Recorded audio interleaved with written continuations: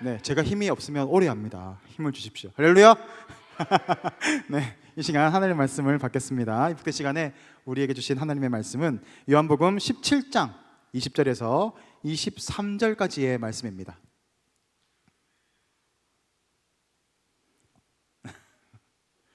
요한복음 17장 20절에서 23절까지 말씀, 하나됨을 위한 기도라는 제목으로 하나님 말씀 받겠습니다. 요한복음 17장 20절에서 23절까지 말씀을 교독하시겠습니다. 내가 비옵는 것은 이 사람들만 위함이 아니요 또 그들의 말로 말미암아 나를 믿는 사람들도 위함이니, 아버지여, 아버지께서 내 안에 내가 아버지 안에 있는 것 같이 그들도 다 하나가 되어 우리 안에 있게 하사 세상으로 아버지께서 나를 보내신 것을 알게 하옵소서.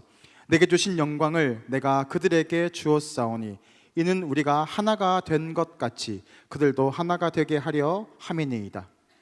곧 내가 그들 안에 있고 아버지께서 내 안에 계시어 그들로 온전함을 이루어 하나가 되게 하려 함은 아버지께서 나를 보내신 것과 또 나를 사랑하심 같이 그들도 사랑하신 것을 세상으로 알게 하려 함이로소이다. 아멘.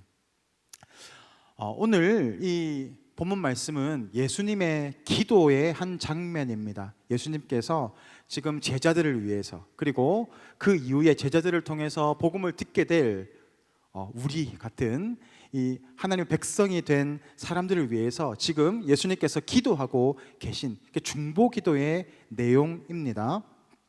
하나님께서 우리에게 원하시는 뜻이 뭘까요, 여러분? 여러분 자신에게, 여러분 각자에게 원하시는 뜻이 뭘까요? 여러 가지가 있겠죠. 착하게 살아야 되고, 성실하게 살아야 되고, 정직하게 살아야 되고 하는 그런 부분들이 있을 겁니다. 근데 궁극적으로 바라보게 되면 하나님이 우리에게 원하시는 것들은 하나 되게 하심입니다. 하나 되게 하는 것. 사실 우리 청년부를 보면 소망이 있는 부분들이 있어요.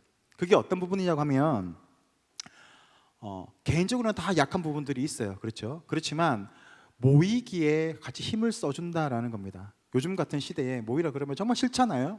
그럼에도 불구하고 같이 모이기에 힘쓰는 그 모습을 바라보게 되면, 야, 그래도 우리 진솔은 아직 희망이 있다라는 생각을 합니다. 왜냐하면 하나님께서 모이기에 힘쓰라고 하셨고, 모이는 그곳에 하나님께서 함께 하시고 예수님께서 함께 하시고 그들 가운데 힘을 주실 것이라고 약속하셨기 때문에 그렇습니다. 그래서 하나님 우리에게 자꾸 모이도록 요구하십니다. 그래서 이번에는 우리가 예배로 지금 모인 거 아닙니까? 그리고 또 옆에를 보십시오. 옆에를 보시면 은혜의 샘물을 마셔라, 은샘이 있습니다. 은혜의 샘물을 마셔야 되지 않겠습니까? 콜라만 마시면 안 되고 은혜의 샘물을 마셔야 우리 인생이 좀 변하지 않겠습니까? 그렇죠? 우리가 이 첫 번째 시간은 지나갔어요. 첫 번째 시간 너무너무 은혜스러웠고, 우리 청년들이 다 와서 들었으면 얼마나 좋았을까 하는 내용이 있어서 참 안타까운 마음이 있었는데, 이제 두 번째, 세 번째, 네 번째 시간들이 남아 있습니다. 이 시간을 통해서 우리가 큰 은혜를 받았으면 좋겠습니다. 여러분, 우리가 은혜를 받는다는 것은 저번 시간에도 얘기했지만 뭔가 찌릿하고 눈물이 막 쏟아지고 이것도 은혜가 맞습니다. 그렇지만 진짜 은혜는 뭘까요? 여러분의 삶이 변하는 겁니다. 변하지 않고 눈물을 흘리면 그거 아무것도 아닌 거예요. 그런데 우리가 말씀을 통해서 내 삶이 10도 바뀌었어. 10도가 얼마 되지 않죠. 그런데 10도가 바뀌면 그게 길게 보세요. 얼마나 큰 차이를 만들어내는지 모릅니다. 그런데 매 예배 순간마다 1도씩 바뀐다고 생각해 보십시오. 여러분 360도가 바뀌는 거예요. 그러면 안 되죠. 그렇죠? 그러니까 그만큼 많이 바뀌었어요. 여러분의 인생이 완전히 뒤바뀔 수 있습니다. 매 시간마다 하나님의 뜻이 무엇인가를 알고 내 삶을 돌아보는 거예요. 그러면 내가 지금 여전히 하나님 방향이 아니라 내 방향으로 가려고 하는 부분들이 있잖아요. 수중에 가는 거예요. 조금 쪼아가는 겁니다. 그렇게 여러분의 삶을 쪼아가다 보면 10년 뒤에 여러분 인생이 창대하고 위대한 인생으로 세워지게 될 것을 확신합니다. 믿으십니까? 그래서 우리가 은혜가 필요해요. 그래서 이 은혜를 받는 시간들이 있고, 우리 광고 시간에도 나갔지만 제자 훈련이 이제 들어갈 겁니다. 여러분 물론 피곤하죠. 가르치는 저도 피곤해요. 시간을 내야 되고 또 준비를 해야 되고, 제가 또 시력이 별로 좋지 않잖아요. 눈이 너무 아파요. 그래도 준비를 하잖아요. 여러분도 피곤하겠지만 받으세요. 나는 제자 훈련이 좀 버겁다, 큐티 세미나도 있어요. 큐티를 어떻게 해야 하는가? 큐티 너무 중요하잖아요. 말씀을 통해서 여러분의 삶을 점검해 가는 것. 그래서 하루하루 여러분의 삶을 0.1도라도 변화시킨다면 그 여러분 인생 성공한 인생 아니겠어요? 그런 시간이 될 수 있도록 여러분 도전하십시오. 여러분의 피곤에 집중하지 말고 은혜에 집중해 보세요. 여러분의 영혼을 좀 사랑하세요. 여러분 육체에 먹는 것만 너무 하지 말고 여러분 영혼을 좀 살찌우는 그런 시간이 되었으면 좋겠습니다. 그래서 이 하나님의 뜻은 계속해서 모이는 겁니다. 모여서 하나님의 은혜를 주시고 깨닫게 해주시고 또 힘을 주시고 그렇게 내 마음이 또 의지를 주셔서 그렇게 하나님 방향으로 나아가도록 하기 때문에 그렇습니다. 반대로 여러분, 사탄의 목적은 뭘까요? 사탄이 여러분에게 주고자 하는 목적은 뭘까요? 어떤 의도를 가지고 있을까요? 분열입니다. 자꾸 분열하게 하는 거예요. 모이지 못하게 합니다. 그러니까 자꾸 어디에 자꾸 집중하게 합니까? 여러분의 삶에 자꾸 집중하게 해요. 내 그 방향에 자꾸 집중하게 해요. 내가 지금 세상에 어떻게 나아가야 하는가? 나는 지금 쫓아가고 있는가? 자꾸 급박하게 조급하게 만듭니다. 그러니까 자꾸 세상의 방향으로 쫓아가려고 하면 가랑이가 찢어집니다. 요즘 얼마나 빠른지 몰라요. 그래서 요즘 시대를 무한 경쟁 시대라고 하잖아요. 이게 무슨 의미일까요? 기업들이 이전에는 장기적인 목적을 가지고 이 제품을 만들어냈습니다. 그런데 이제는 그런 시대가 아니에요. 이제는 정말 빨리 돌아가는 시대가 되었어요. 그래서 이제 장기적인 어떤 제품을 만드는 게 아니라 단기적으로 히트할 수 있는 것들을 자꾸 만들어내서 가는 거죠. 그게 자꾸 거기서 도태되기 시작하면 이제 문을 닫게 되는 거예요. 이제 뒤처질 수밖에 없는 거죠. 그러니까 무한 경쟁으로 계속해서 경쟁해야 됩니다. 자기 파괴가 자꾸 있는 거예요. 나를 자꾸 파괴해서 새로운 것들을 만들어내고 또 파괴해서 새로운 것들을 만들어내고. 그래서 면도기 회사 하나 예를 들어보면 질레트라는 면도기가 있어요. 여기 보면 이 얼마나 2년 간격으로 새로운 제품들이 나오고 있거든요. 이렇게 보면 이름이 좀 들어보셨는지 모르겠어요. 센서라는 이 제품으로 시작을 했어요. 그런데 센서에서 2년 뒤에 센서 엑셀이 나옵니다. 그리고 여기에서 마하3가 나와요. 왜 마하3인지 모르겠어요. 근데 마하3에서 그 다음 단계는 마하3 터보가 나옵니다. 마하3도 빠른데 터보가 나와요. 그 다음 뭘까요? 마하3 파워. 그리고 그 다음은 이제 지금 우리가 쓰고 계신 분 계실 거예요. 퓨전이 나오고 있어요. 계속해서 변화되는 거죠. 별로 달라진 건 없어. 조금 둥그러지고 조금 이렇게 머리가 움직이고 뭐 이런 것 차이예요. 근데 그런 것들이 계속해서 나와야 되는 거죠. 근데 이게 아이디어가 고갈되면 어떻게 됩니까? 더 이상 새로운 제품이 나오지 않으면 다른 회사가 치고 올라오고 시작하는 거예요. 그러면 이제 질레트가 밀려나겠죠. 그렇게 밀려난 회사들이 뭐가 있어요? 소니, 파나소닉 같은 일본 회사들이 많이 그렇지 않습니까? 이제 시대에 뒤처지게 되면 이제는 완전히 밀려나는 시대가 됩니다. 그러니까 계속해서 경쟁해야 되고 계속해서 바쁜 거예요. 그렇게 살아가는 게 지금 이 세상의 트렌드입니다. 그러니까 우리도 역시 이 세상의 트렌드 쪽에 살아갈 수밖에 없어요. 쫓아가지 못하면 뒤처지거든요. 그러니까 어떻게 됩니까? 주위를 바라볼 겨를이 없습니다. 내 살기도 힘들어 죽겠는데 누가 죽든지 말든지 무슨 상관이 있어요? 여러분 옆집에 누가 사는지 압니까? 여러분 앞집에 누가 사는지 알아요? 잘 모르잖아요. 저도 앞집에 잘 몰라요. 누가 사는지 잘 모르겠어요. 지금은 그런 시대예요. 그러니까 개인주의적인 그런 성향들이 자꾸 이제는 주가 되는 시대가 된 거죠.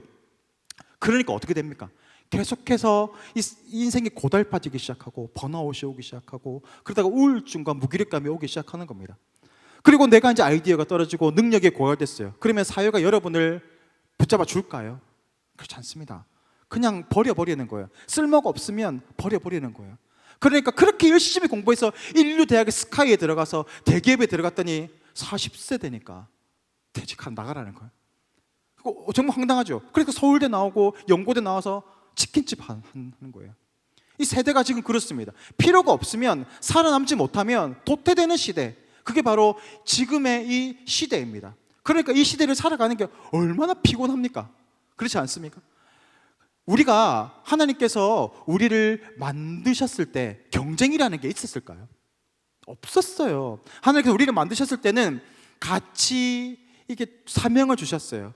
부르심을 주셨다고요. 그래서 하늘을 만드시고 새들을 거기다 집어넣었어요. 공중에서. 그러니까 걔들은 거기에 그냥 채워주면 되는 거예요. 부르심에 쫓아서 그냥 물속에 있지 않고 하늘에서 날아다니면 되는 거예요. 물속에는 고기를 풀었어요. 그들은 그 안에서 자신의 부르심을 쫓아 살아가는 게 자신의 목적인 겁니다. 사명인 거죠. 씨 맺는 열매를 만드셨어요. 그러면 열매를 맺으면 되는 겁니다. 인간을 왜 만드셨습니까? 이 세상을 다스리고 정복하라고 만드셨어요. 자신의 그 각자의 그 자리가 있습니다. 그러니까 이게 우리의 사명이고 부르심이에요. 그러니까 우리가 사실 세상의 그 여러 가지 가치를 쫓아가기보다는 먼저 무엇을 회복해야 됩니까? 나의 부르심이 무엇인가에 대해서 먼저 발견할 수 있어야 돼요. 그래야 내 인생이 흔들리지 않습니다. 내 인생이 왔다 갔다 하는 거예요. 지금 내가 좋은 학벌이 있어. 그럼 올라가다가 또 밀려 떨어져. 그런 인생이 아니라 흔들리지 않는 그 편안함은 어디에 있을까요? 부르심, 사명을 붙잡고 나아갈 때 우리는 안전하게 살아갈 수 있습니다. 로마가 왜 대제국을 이룰 수 있었을까요? 물론 여러 가지 복합적인 문제들이 있지만 이 전쟁의 병법에서 있었어요. 밀집 장창 대적법이라고 하는 이 전술이 있었는데요. 로마 그 군인들 보면 큰 네모난 큰 1.2m 정도 되는 큰 네모난 그 방패를 가지고 있지 않습니까? 그러니까 그들은 밀집하는 거예요. 이 방패를 가지고 밀집해서 대형을 이루면서 적을 향해서 딱 나가는 겁니다. 앞에 위로 전부 다 막는 거예요. 그러면 대적들이 오잖아요.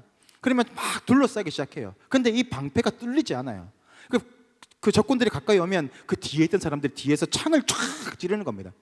그러면 그렇게 해서 이게 전체 이 적군들을 다 물리쳐내는 이 전술을 썼거든요. 이게 사실 알렉산더 대왕도 이 전법을 썼어요. 그래서 알렉산더도 역시 어떻게 했습니까?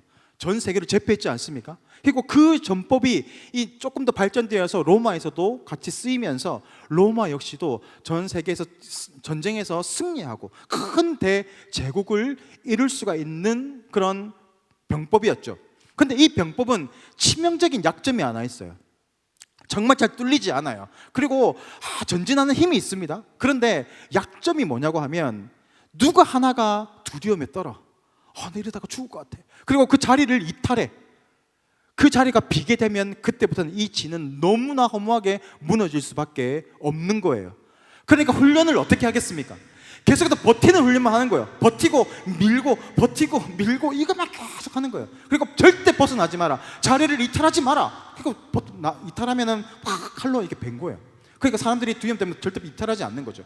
그래서 이 로마가 항상 이 전법을 쓰면 승리할 수 있었다라는 거죠. 우리의 신앙도 마찬가지인 것 같습니다. 우리 신앙 역시도 물러서면 안 되는 거예요. 한 선생님이 자신의 학급을 봤는데 반을 보니까 너무 하나가 안 되는 거예요. 그래서 이 선생님이 어떻게 하면 하나를 만들 수 있을까 하다가 큰 퍼즐을 하나 가지고 왔대요. 그리고 애들을 불러가지고 한 움큼씩 지라 그랬어요. 그러니까 이제 반에 있는 애들이 한 움큼씩 퍼즐을 지었어요.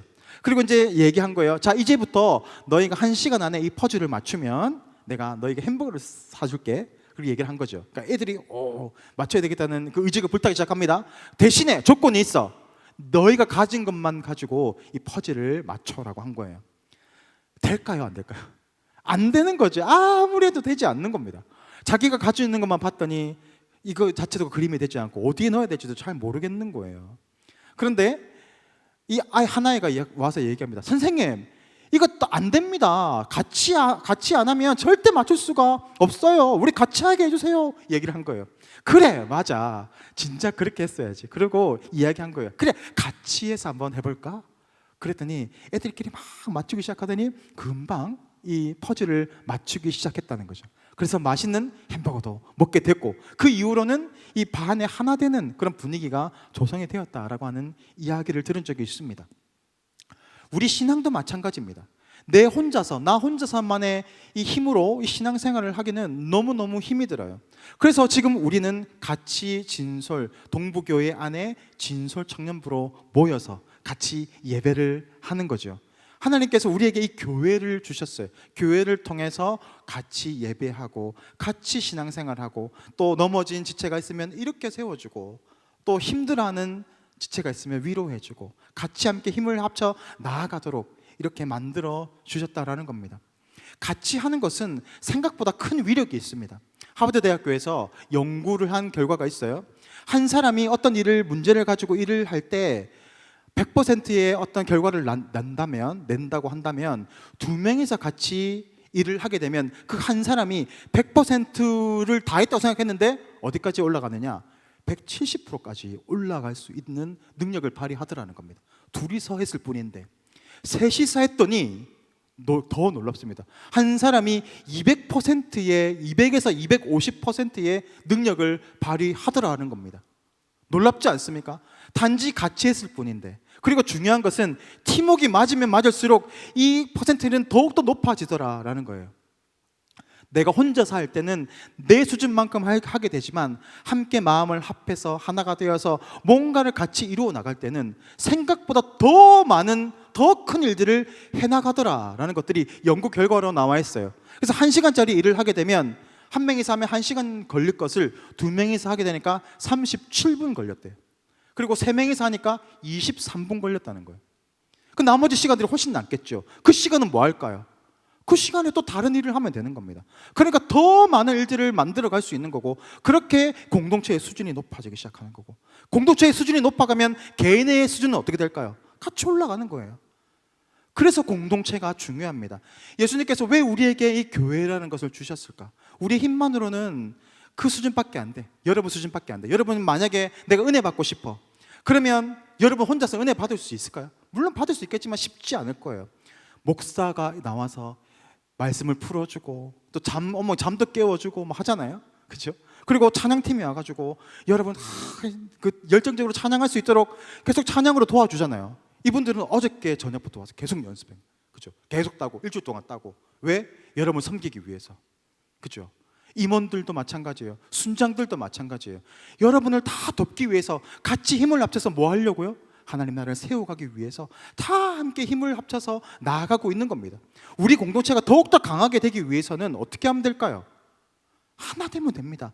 내가 은혜 받기 위해서 하나 되고, 내가 더 헌신하기 위해서 더 내가 나아가고, 그렇게 하다 보면 나도 자라요. 공동체만 자라는 게 아니라 나 역시 자라나게 됩니다. 해보신 분들은 잘 알 거예요. 이전의 모습과 내가 헌신하고 나아갔을 때 내 모습이 훨씬 더 성장했다는 것을 발견하게 됩니다. 물론 피곤합니다. 물론 피곤하긴 하지만, 그러나 이래도 피곤하고 저래도 피곤하고, 그죠? 아침에 일어나면 또 괜찮아지잖아요. 그렇지 않습니까? 그러니까 우리가 너무 피곤에 매몰되지 않았으면 좋겠습니다. 이 팀워크라고 하면 가장 좋은 팀워크를 가진 분들이 있어요. 누구라고 생각하세요? 팀워크하면 하나님이세요. 하나님이 팀워크 너무 좋은 거예요. 하나님은 몇 분이십니까? 한 분이십니까? 세 분이십니까? 이 대답을 잘해야 됩니다. 잘하면, 잘못하면 2단이 될 수 있어요. 자, 하나님은 한 분이십니까? 아닙니다. 세 분이십니까? 아닙니다. 이게 우리의 논리적인 생각과 절대 이해할 수가 없어요. 하나님은 세 분이시면서 한 분이세요. 세 분이 계신데 본질은 하나신 거예요. 이 세 위가 있어요. 그래서 이걸 삼위일체라고 하거든요. 삼위일체는 세 분의 위격이 있다는 거, 세 분의 인격이 있다는 거죠. 그래서 성부 하나님, 그죠? 성자 예수님, 성령 하나님, 이게 세 분이 계신데 이분은 세 분이 아니라 하나야. 본질적으로 하나예요. 이분을 어떻게 하나로 엮을 수 있었을까? 사랑으로 엮여져 있어요. 서로를 너무너무 사랑하시는 거예요. 그러니까 이 강력한 사랑으로 이 세 하나님이 하나가 되신 거예요. 그런데 세 위격이 있어. 이걸 이해하려고 하면 안 돼요.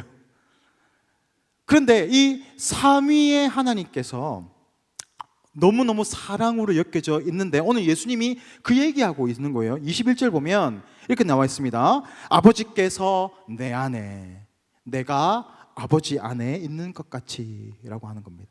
그러니까 아버지와 아들이 완전한 하나가 되어 있는 상태다라고 하는 거죠. 이 사랑으로 하나 되어 있어요. 그리고 이 사랑이 어디에서 발현되느냐? 물론 하나님끼리 사랑도 하지만 우리를 향해서 이 사랑이 표출되기 시작합니다. 그러니까 우리는 어떻습니까? 죄에 의해서 이제는 사망과 이제 소망이 없는 인생으로 살아갔어요. 근데 성부 하나님께서 우리를 구원하시고자 하는 계획을 가지고 계셨어요. 그리고 그 계획에 누가 순종하고 나아갑니까? 예수님께서 제가 가겠습니다 하고 이 땅에 내려오셨어요. 그리고 우리를 위해서 우리 죄를 대신해서 죽으시고, 그리고 부활하셔서 승천하셨습니다. 구원의 문이 열렸어요. 그런데 문제는 우리가 그 구원의 문이 열렸음에도 불구하고 들어갈 수가 없어. 우리 힘으로는 들어갈 수가 없어. 그래서 예수님께서 누굴 보내십니까? 성령 하나님을 보내주셨어요. 그래서 우리가 성령님을 통해서 예수님을 믿게 되고, 그리고 구원의 길로 나아갈 수 있도록 하는 겁니다. 이걸 신학적인 용어로 하면 이래요. 여러분 아는 책도 하나 해야 되지 않겠어요? 그죠? 그러니까 하나님의 계획과, 그죠? 그다음에 예수 그리스도의 순종과 성령의 적용이라고 하는 겁니다. 성령께서 우리의 구원으로 나아갈 수 있도록 우리를 적용해 가신다라는 거예요. 이 세 분이 공이 이 사랑이라는 하나의 그 힘을 가지고 우리에게 그 은혜를 베풀어 주신 겁니다. 그러니까 우리가 어떤 은혜를 받은 거예요? 이 하나님의 그 놀라운 은혜를 받았는데, 정말 놀라운 것은 뭐냐고 하면 이 세 분 삼위일체 하나님이 한 분이시잖아요. 그런데 그 곳에 우리를 끼워주시겠다. 그 삼위일체 하나님의 그 사랑의 그 연합 안에 우리를 그곳에 끼워주시겠다고 하는 겁니다. 이게 너무 대단하지 않습니까? 우리가 어떻게 하나님의 그 자리로 들어갈 수 있습니까? 근데 예수님 말씀하시는 거예요. 내가 아버지 안에, 내가 너희 안에, 너희가 내 안에, 그리고 아버지가 내 안에 같이 하나가 되는 연합을 이룰 수 있도록 우리를 초청해 주셨다라는 겁니다. 여러분, 우리가 그런 놀라운 그런 축복을 받은 사람들입니다. 우리 옆에 계신 분 한번 보십시오. 옆에 계신 분과 이렇게 얘기해 보십시오. 몰라봐서 죄송합니다. 대단한 분이셨군요. 우리가 그런 인생이에요. 그거 제 말이 아니에요. 성경에 온 예수님께서 그렇게 얘기하시잖아요. 그렇죠? 우리가 그런 놀라운 은혜를 받았어요. 그래서 천사들을 보세요. 천사는 영적인 존재잖아요. 그리고 그들은 엄청난 힘과 권세를 가지고 있어요. 파워를 가지고 있어요. 그 성경을 보면 천사 하나가 몇십만 명을 그냥 막 그 자리에서 돌이켜버리거든요. 한 천사 하나가. 그런 강력한 힘을 가진 천사들이 부러워하는 존재가 누굴까요? 우리입니다. 왜냐하면 그들은 강력한 힘을 가진 존재임에도 불구하고 하나님의 자녀라고 칭함을 받지 못했어. 그들은 하나님의 종이었어요. 그런데 예수님께서 우리를 대신해서 죽으심으로 우리가 어떻게 됩니까? 자녀의 권세를 얻게 된 거예요. 그럼 놀랍지 않습니까? 천사도 누리지 못한 거. 그래서 성경을 보면, 찬송을 보면 천사도 흠모하겠네 라고 하는 거예요. 우리가 그런 놀라운 은혜를 체험받았습니다. 여러분, 믿든지 믿지 않든지 사실이에요. 우리가 그런 놀라운 은혜를 받았다 말입니다. 왜 그렇다면 우리에게 이런 은혜를 주셨을까요? 왜 그럴까요? 왜 은혜를 주셔서 우리가 그런 축복의 삶을 살도록 하셨을까요? 물론 하나님 사랑이시기 때문에 그렇습니다. 그런데 우리가 온전히 하나 되게 하기 위해서 그렇다라는 거예요. 우리가 어떻게 하나 된다고요? 예수님께서 우리 안에 계시고 내가 예수님 안에 거하게 될 때 우리는 예수님과 하나가 된다라고 성경은 이야기합니다. 그러면 어떤 일이 일어날까요? 예수님의 마음이 내 마음 속에 들어와서 내 속에 있는 마음과 싸우기 시작합니다. 여러분, 교회 다니면서 예수님을 믿으면서 인격적으로 예수님을 만나면서 여러분 안에 갈등들이 있잖아요. 과거에 내가 죄악된 모습으로 살았는데 이렇게 살면 안 되는데 예전에는 막 술도 한잔 했어. 그죠? 그런데 이제는 내가 예수님 믿으니까 어때요? 찔림이 오잖아요. 그게 뭘까요? 내 안에 예수님의 마음을 자꾸 도전 주는 거예요. 그렇게 살면 안 되잖아. 그런 거죠. 자꾸 미워하는 마음이 생겨요. 자꾸 비난해요. 그런데 내 안에 자꾸 어떤 부딪힘이 생길 겁니다. 어떤 마음이 생깁니까? 사랑해줘야지. 그래, 용서해줘야지. 그런 부담감이 생기지 않습니까? 그게 왜 그렇습니까? 예수님이 우리 안에 계시고 그 마음이 우리 안에 자꾸 싸우는 거예요.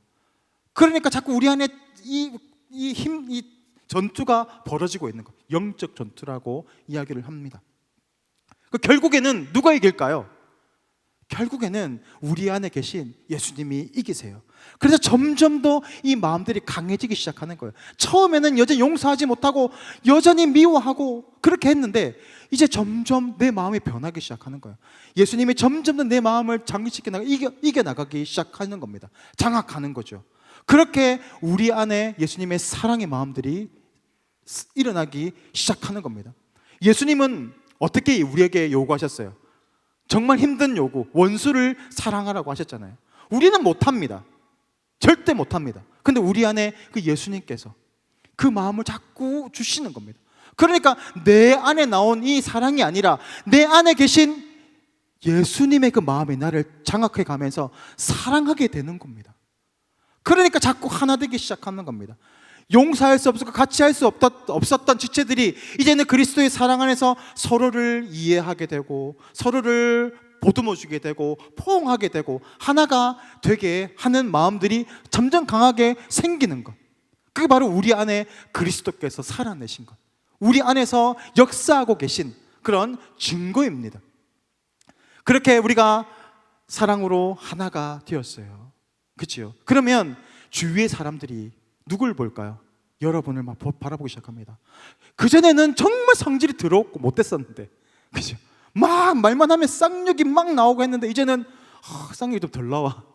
그리고 점점 욕을 하지 않고 점점 말투가 달라지고 생각하는 것들이 달라지고 행동하는 게 달라져요. 그러니까 사람들이 그 사람을 주목하기 시작합니다. 그러면서 누구를 바라보게 될까요? 우리의 모습을 통해서 바로 하나님을 바라보게 되는 겁니다. 변화되어가는 우리의 모습을 통해서 보이지 않는 하나님을 바라보게 된다라는 겁니다. 우리가 사도행전을 보면 초대교회가 나오잖아요. 초대교회가 왜 자꾸 돌아가자고 하냐면 그때가 부흥이 엄청 일어났거든요. 근데 중요한 것은 부흥을 바라보는 게 아니라 왜 부흥이 됐는가를 바라봐야 돼요.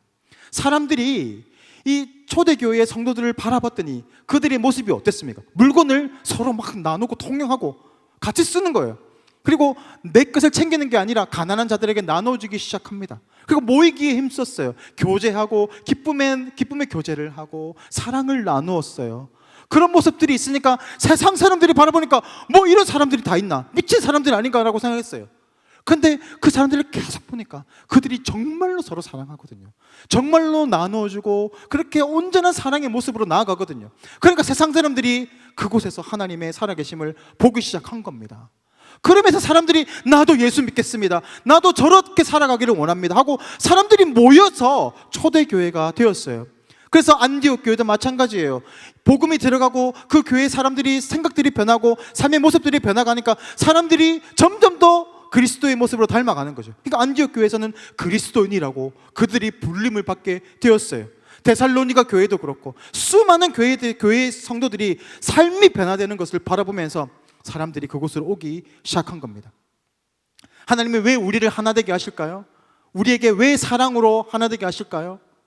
그 사랑을 통해서 하나님을 드러내시고자 하기 위함입니다. 그 사랑을 보고 여전히 죄악 가운데에서 죽어가고 있고 절망 가운데서 있는 그 수많은 사람들이 우리의 모습을 바라보면서 나도 저게 들어가면 위로받겠지, 내가 저곳에 들어가면 나도 저렇게 행복하게 살 수 있겠지, 나도 사랑받으면서 살 수 있겠지 라고 하는 그 모습을 바라보면서 오게 되는 것입니다. 여러분, 미녀와 야수 영화 다 보셨나요? 그 야수가 어떻게 다시 원상복귀가 될 수 있습니까? 회복이 될 수 있습니까? 이 저주가 풀릴 수 있습니까? 미녀의 진실한 사랑을 받으면 저주가 풀리리라 한 겁니다. 근데 수많은 사람들이 이 야수의 모습을 바라보면서 무서워, 징그러워하고 그 사람에게 다가가지 않았어요. 그런데 이 미녀가 그 야수를 바라보면서 처음에는 무서워했죠. 그런데 그 마음의 따뜻함을 바라본 거예요. 그러면서 진실한 사랑을 하면서 그 야수가 왕자님으로 변하게 되잖아요. 우리의 모습을 보여주는 것 같아요. 우리는 야수입니다. 우리는 무섭고 또 우리는 그런 아름다운 존재가 아니에요. 우리 모습 속에 야수들이 다 한 마리씩 있지 않습니까? 그게 우리의 모습 아니겠습니까? 그런데 이 진실한 사랑이 있을 때 우리가 이 저주가 풀리게 되는데 누가 오셨습니까? 예수님이 오셨어요. 그런데 중요한 것은 예수님은 미녀의 모습으로 오신 게 아닙니다. 예수님은 어떤 모습으로 오셨습니까? 우리와 똑같은 야수의 모습으로 오셨습니다. 그리고 우리의 야수의 모습 그대로 우리의 모든 죄악을 짊어지시고 죽으셨습니다. 그리고 그 사랑이, 그 진실된 사랑이 우리를 이 저주에서, 죄와 사망의 이 저주에서 우리를 건져내고 하나님의 백성으로, 하나님의 자녀로 우리를 새롭게 만들어 가셨다라는 것입니다. 진실한 사랑, 그렇게 하나 된 공동체는 강력한 힘이 있습니다. 마지막으로 한 가지 예화만 하고 마치겠습니다. 1976년에 워싱턴에서 스페셜 올림픽이 열렸습니다. 여러분, 스페셜 올림픽이 뭔지 아세요? 지적 장애인들이 나와서 하는 올림픽입니다. 여기에서 매우 인상적인 모습이 있었습니다. 100m 달리기였는데 9명의 선수들이 일직선에 서서 출발을 준비합니다. 지적 장애인이니까 그렇게 막 빠르지는 않겠죠. 그렇게 준비를 하고 이제 총에 딱 하고 올렸어요. 그러니까 이들이 막 최선을 다해서 막 뛰어가기 시작합니다. 근데 그러다가 한 사람이 발에 걸려서 넘어지기 시작한 거예요. 근데 지적 장애인의 그 사람이 너무 서러운 거야. 그동안 너무 열심히 준비했는데. 그래서 그 자리에서 엉엉 울었어요. 얼마나 서러웠을까요? 막 울고 있는데 앞에 달려가고 있던 한 사람이 뒤를 돌아보니까 뒤에 한 선수가 울고 있는 거예요. 모든 선수가 멈춰서기 시작합니다. 그 다시 되돌아가기 시작하는 거예요. 9명의 선수들이 다 멈춰서 그 넘어진 그 한 선수에게 다가가서 손을 붙잡아 줍니다. 그리고 9명이 동시에 손을 잡고 결승점까지 가게 되는 거예요. 1등은 없었습니다. 그렇지만 그곳에 더 위대한 환호와 눈물이 있었어요. 왜 그럴까요? 1등이 중요한 게 아니라 다 함께 나아가는 것, 그게 진정한 승리임을 알았기 때문에 그렇습니다. 하나님의 나라의 승리는 무엇일까요? 내가 탁월해지는 것, 그것이 아닙니다. 우리 공동체가 탁월해지는 것. 그렇게 우리 하나님의 나라가 탁월해지게 세워져 나갈 때 우리의 인생도 하나님께서 탁월하게 세워져 가신다는 것, 그것이 바로 하나됨의 능력입니다. 오늘 예수님께서 중보기도 하고 있는 그 내용이 무엇입니까? 바로 이 하나님의 그 백성들이 서로 싸우고 분열되는 것이 아니라 사랑으로 하나 되어서 서로를 위해주고 함께 하나님의 나라를 세워나갈 때 위대한 공동체로 쓰시고, 그렇게 하나님의 나라가 세워지도록 하시기 위해서 오늘 우리를 이 자리에 부르신 줄 믿습니다. 우리 삶의 기준을 다시 한번 정립했으면 좋겠습니다. 물론 우리 삶 가운데 열심히 살아야 하지요.